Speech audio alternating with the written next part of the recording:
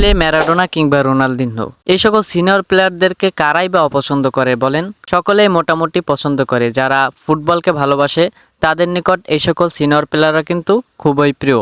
আর এই সকল প্লেয়ারদেরকে দিয়ে এখন যদি গেমের মধ্যে খেলা যায় তাহলে সেটা কেমন হয়? তো গাইস, আমাদের ডিএলএস 25 আপডেটের পর কিন্তু নতুন একটি বিষয় অ্যাড হয়েছে, সেটি হলো ক্লাসিক প্লেয়ার। আর এই ক্লাসিক প্লেয়ার হিসাবে কিন্তু এরকমের সিনিয়র প্লেয়ারদেরকে অ্যাড করা হয় বিভিন্ন সময়, তো তাদেরকে কিনে কিনে আমরা খেলতে পারি। তো এখন যদি এই ক্লাসিক প্লেয়ার লিস্টে যদি আমাদের এই সকল পছন্দের প্লেয়ারগুলো থাকে, যেমন পেলে, ম্যারাডোনা বা রোনালদিনহো, আরও অন্যান্য যত পছন্দের সিনিয়র প্লেয়াররা রয়েছে, এই ধরনের যদি প্লেয়াররা আমাদের ক্লাসিক প্লেয়ার হিসেবে অ্যাড হয় তাহলে বিষয়টা কেমন হবে? অবশ্যই বিষয়টা খুবই আনন্দের হবে। আমরা যারা ডিএলএস লাভার রয়েছি তারাও খুব আনন্দের সাথে বিষয়টি উপভোগ করতে পারবো। কিন্তু এখন কথা হলো, আমাদের যে ক্লাসিক প্লেয়ার রয়েছে তাদের মধ্যে কিন্তু বর্তমানে পেলে, ম্যারাডোনা কিংবা রোনালদিনহো কেউই নেই। এফটিজি বর্তমানে যাদেরকে সেট করে দিয়েছে শুধুমাত্র তারাই ক্লাসিক প্লেয়ার হিসেবে রয়েছে। তো আমরা যদি পেলে কিংবা ম্যারাডোনাকে চাই তাহলে কিভাবে তাদেরকে পেতে পারি? সো গাইস, আজকের এই ভিডিওতে কিন্তু সেই বিষয় হতে চলেছে। সো একটি সেকেন্ডও মিস না করে সম্পূর্ণ ভিডিওটি দেখতে থাকুন। পেলে, ম্যারাডোনা এরা কিন্তু আন্তর্জাতিক প্লেয়ার। ফুটবল বিশ্বে মোটামুটি কিন্তু সবাই এদেরকে চেনে। তো এদেরকে যেহেতু আমাদের বর্তমানে এফটিজি কোম্পানি এদেরকে যেহেতু ডিএলএস গেমে অ্যাড করেনি ক্লাসিক প্লেয়ার হিসেবে, সো পরবর্তীতে যেন অ্যাড করে সে বিষয়ে আমরা কয়েকটি কাজ করতে পারি। যদি আমরা কয়েকটি কাজ করি তাহলে কিন্তু আশা করা যায় পরবর্তীতে অ্যাড করতে পারে এফটিজি কোম্পানি।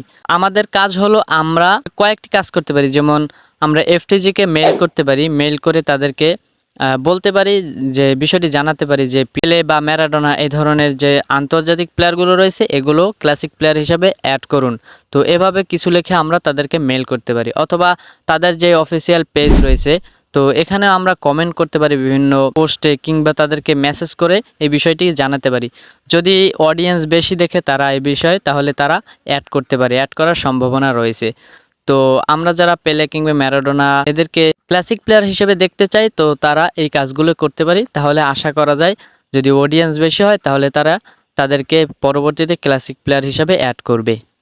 আর এক ভাই কমেন্ট করছে, ভাই আমরা আমাদের ডিএলএস আইডি কিভাবে সারা জীবনের জন্য সেভ রাখতে পারি সে সম্পর্কে একটি ভিডিও নিয়ে আসেন। তো কথা হলো, সারা জীবনের জন্য যদি আপনারা সেভ রাখতে চান তাহলে আপনাদেরকে অবশ্যই যে কাজটি করতে হবে সেটি হলো আপনাদের আইডিটাকে এমন একটি জিমেলে কানেক্ট করে রাখবেন যে জিমেলটির নাম্বার, পাসওয়ার্ড আপনি সবগুলো জানেন।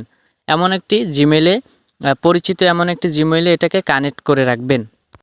কারণ জিমেলে কানেক্ট না থাকলে এটা কিন্তু পরবর্তীতে আর খুঁজে পাবেন না।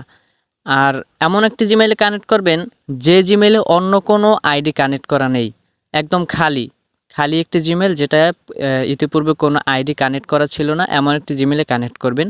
এবং অবশ্যই জিমেলের নাম্বার, পাসওয়ার্ড যেন মনে থাকে এমন একটি জিমেলে কানেক্ট করবেন। তাহলে আপনি যে কোনো সময়, যে কোনো প্রান্তে, যে কোনো ফোনে আপনি ওই জিমেলটি লগ ইন করে যখন ডিএলএস আইডি কানেক্ট করে ফেলবেন তখন কিন্তু আবারও ওই আপনার পুরাতন আইডিটাই চলে আসবে। সো আশা করি বিষয়টি বুঝতে পারছেন। আর কারো কিছু জানার থাকলে কমেন্টে অবশ্যই লিখে যেতে পারেন। পরবর্তী ভিডিওতে আপনাদেরকে সবকিছু জানিয়ে দেওয়ার চেষ্টা করব ইনশাআল্লাহ। তো ভালো থাকুন সবাই, খোদা হাফেজ।